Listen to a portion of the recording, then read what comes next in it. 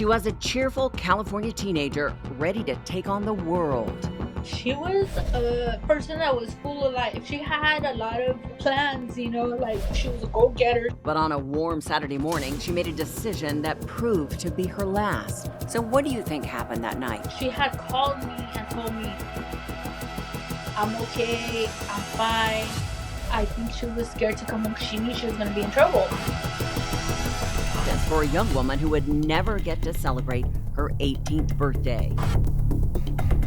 Some cases take this long, some go unsolved. It was unique in the sense that we had no suspect information for a long time, especially a case like this, a 17-year-old girl, minor, that was murdered in the way that she was. You would think people would be coming out of the woodwork trying to give information, and that just didn't happen in this particular case, so it was unusual.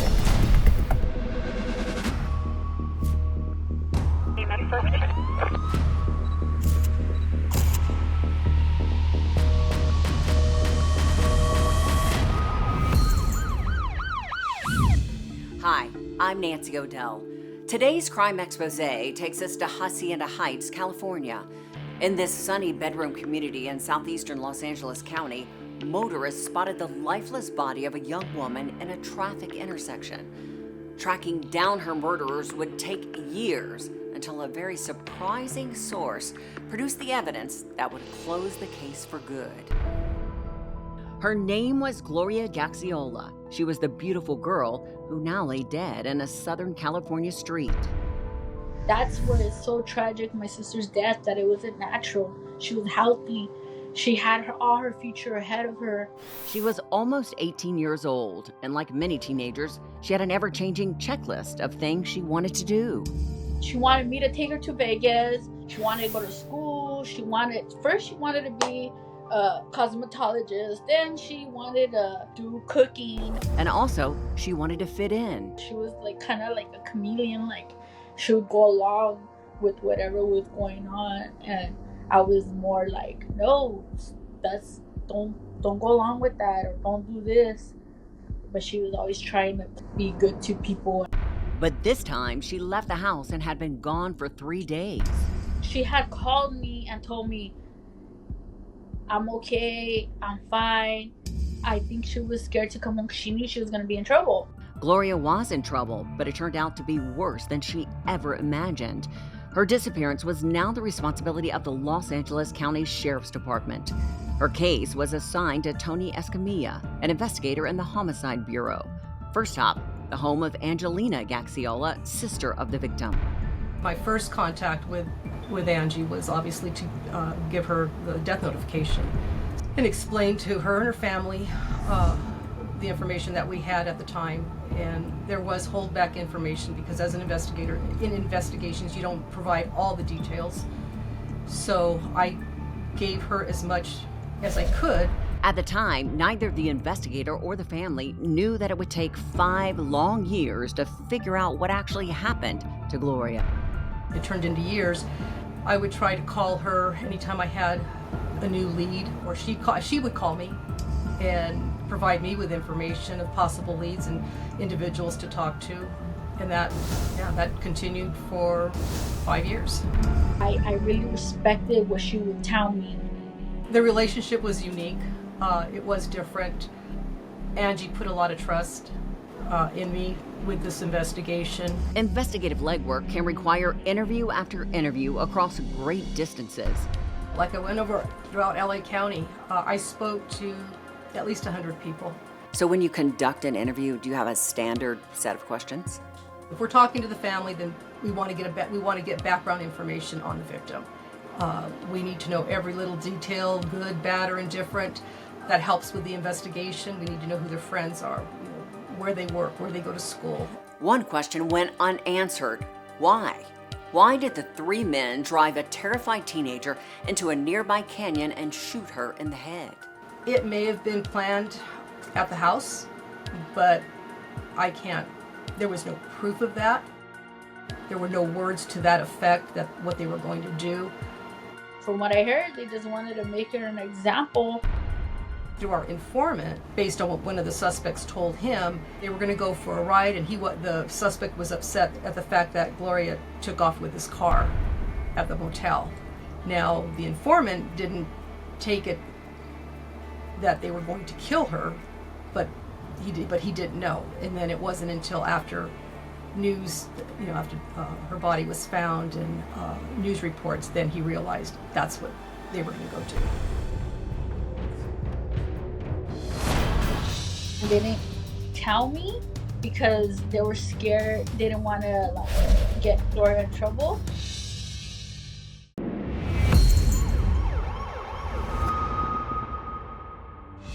The untimely and tragic death of 17-year-old Gloria Gaxiola left her family devastated.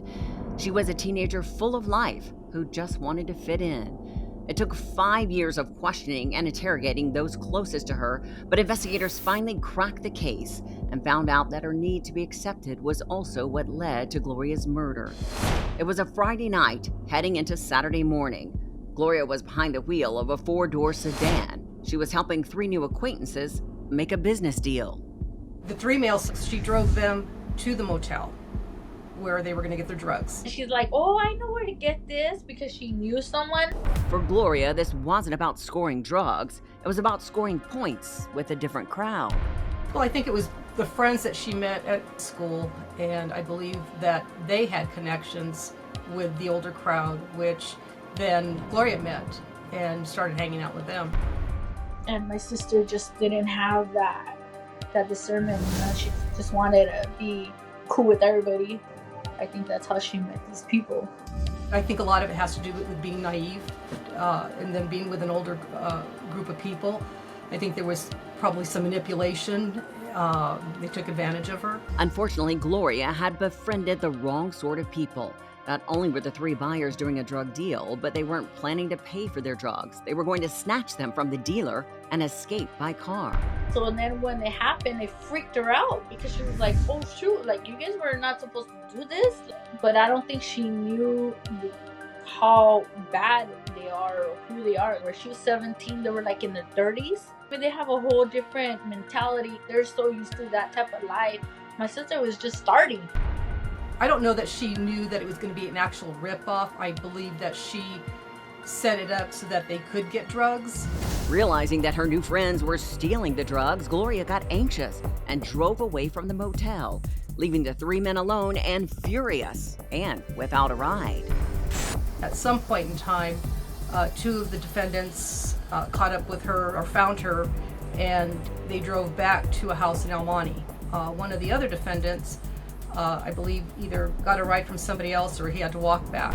Everyone reconnected at the house in the nearby city of El Monte, but the 3 men, empty-handed and lacking a getaway vehicle, gave Gloria a piece of their mind. They took Gloria into a room and started yelling at her because she had left them there at the hotel. Later, everyone piled back into the sedan. Joined by another young woman, it was 3 o'clock in the morning. We had a male driver suspect. Gloria was sitting in the right front passenger seat. We had another male suspect sitting in the left rear seat, a female sitting in the center rear, and then another male sitting behind Gloria on the right rear passenger seat. The driver hit the accelerator and headed south into the darkness. Shops and houses eventually gave way to dirt and sagebrush. They had arrived in a desolate area known as Turnbull Canyon. It's a hilly area, and it's a 2-lane highway that travels from Hacienda Heights to the city of Whittier. And there's some steep hills in that area, and then there's some turnouts along the way. Whatever the original reason for this trip, Gloria soon realized that the driver was delivering her to the middle of nowhere. As they were in the canyon, one of the suspects began to strangle Gloria. And once they reached a turnout at Skyline Drive in Turnbull Canyon, she was pushed out of the vehicle onto the ground. Police say with a shocked Gloria sprawled in the dirt, one of the 3 men hopped out of the car. He had a gun in his hand. He pressed the muzzle tight against Gloria's skull. And then she was shot. Detectives say the man then jumped back in the car as it roared away, leaving Gloria's body on the dusty ground. However, they didn't realize that her foot had been caught up into the seatbelt. The men shoved Gloria out of the vehicle, and with one of her feet entangled in the seatbelt, it anchored her to the side of the vehicle. The driver, unaware of his bloody cargo, dragged Gloria's corpse, scraping and bouncing over dirt and asphalt roads, a total of 4.5 miles. A passing motorist noticed that there was a body that was being dragged from the vehicle. And when they reached the stoplight, the motorist started yelling and pointing, and that's when the driver got out of the car, looked. They had stopped at a traffic intersection in the city of Hacienda Heights. And one of the other individuals in the vehicle freed Gloria's foot from the seatbelt, and they left, and leaving her body in the road. Officers from the California Highway Patrol quickly arrived on the scene, but the killers were long gone. It was originally believed that she was the victim of a hit and run, and because of where she was at, she was left in the street. And so the case was originally assigned to CHP. And when they were conducting their investigation, one of the CHP officers, they observed they were following a blood trail, and they followed it back towards Turnbull Canyon. When the officer backtracked all the way to the source of the bloodstains, it was clear that his initial suspicion of how she died had been too simple. He continued 4.5 miles up into the canyon, and then they realized this wasn't a hit and run. This was an this was a homicide. As police began to further investigate Gloria's death, the search for her killers would evolve into a joint effort between law enforcement and her grieving family. It would lead them both down a long 5-year road that finally ended in justice. I thought she was gonna come home and she was gonna get in trouble and she was gonna grow from it, but she never came back.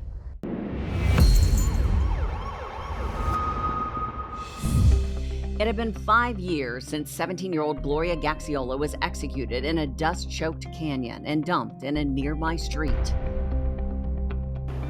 Some cases take this long, some go unsolved.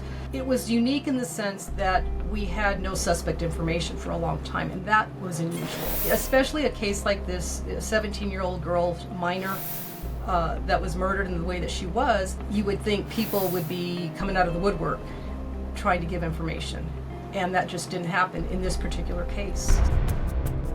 My goal is to do everything that I can to solve a case, to at least give the family some kind of peace. It's never closure, but it's something.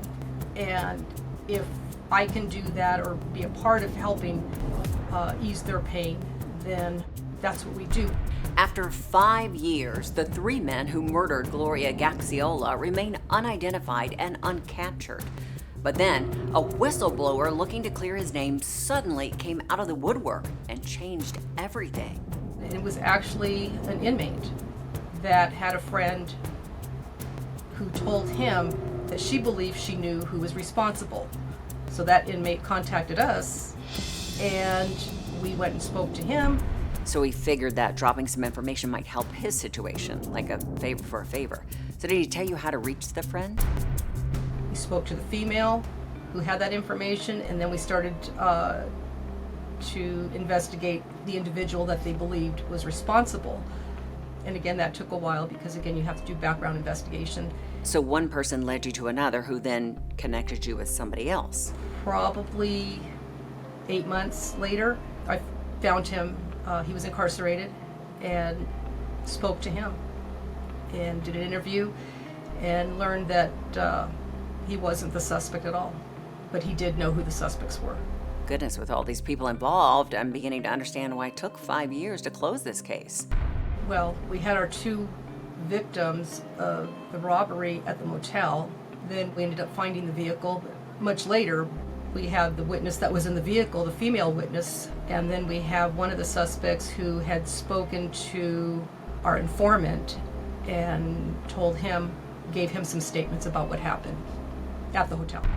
The Los Angeles Sheriff's Department finally had the hardware it needed to identify, locate, and arrest the men who executed Gloria Gaxiola. One irony in this marathon of a case, the three killers, ages 26, 31, and 33, were already behind bars. They had priors. One had 3 strikes. The other one was just had been in and out.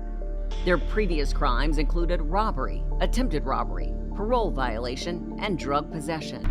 I don't recall them actually being involved in drug dealing, but they did have a past criminal history of violent crimes. Another speed bump in this sprawling investigation, all 3 suspects invoked the Fifth Amendment and went silent. Oh no, they didn't. They refused to talk about it. Fortunately, the case against them was rock solid. You have eyewitnesses, which we had. You have physical evidence, and you present it to the DA, and they decide whether or not you have enough to file the case, which we did. During the trial, Angelina Gaxiola, still grieving over her sister's death, took the stand and made a heartfelt request. I told the judge, please don't make the mistake again and have another family here pleading for their family members taken by obviously people that don't have no remorse and don't care about life. Like they didn't even care like what happens to them. So when investigators appear in court, did they give the jury a visual of what they acted upon? We have to follow leads that were given. Sometimes they lead somewhere, and sometimes they don't. And that's what our job is to explain when we get on the stand. So after all those years of working on this homicide case, you still had weeks, months, or longer for it to make its way through the system, correct? I think a lot of people, they watch TV and they think everything happens within an hour, and it definitely doesn't, as we can all see here. It is a very long process. In the end, the 3 murderers went back to prison with new sentences of 55, 80, and 85 years to life. The California Supreme Court refused to hear their appeal. And for the investigator and the sister whose common bond blossomed into a lasting friendship, it was a chance to take a deep breath after many years of searching for the truth. Once a case is solved and it goes through the court proceedings, you really don't hear from the family, which is fine. I mean, you try not to get personal, have those personal relationships because you have to move on, and you have other cases. But Angie said, she wasn't. I think she goes, I'm not letting you go. You're my friend. We're family now. She really kept me together. She made me a lot more aware of my surroundings, of who I am and how I need to take care of my people. All for the love of a radiant young woman who would never again bask in the warmth of the California sun. It's just the little things, the memories you have of your sister running around talking about, give me a hug, give me a kiss. And now it's just I wish I could get her and hug her and kiss her and tell her how much I love her,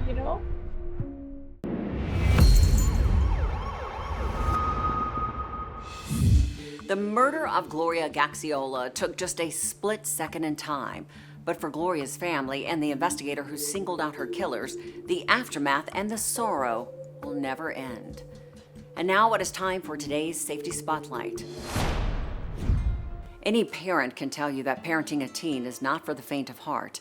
Gangs, drugs, violence, and social media are all real and present dangers for teens, but parents can take steps to help minimize these risks. Communication is key. Safety experts recommend you speak openly and honestly with your teens about any and all dangers they may face, particularly when it comes to drugs and criminal activity. For more safety tips for parents and teens, check out Safe Kids Worldwide at safekids.org. For all of us here at Crime Exposé, please join us next time and stay safe.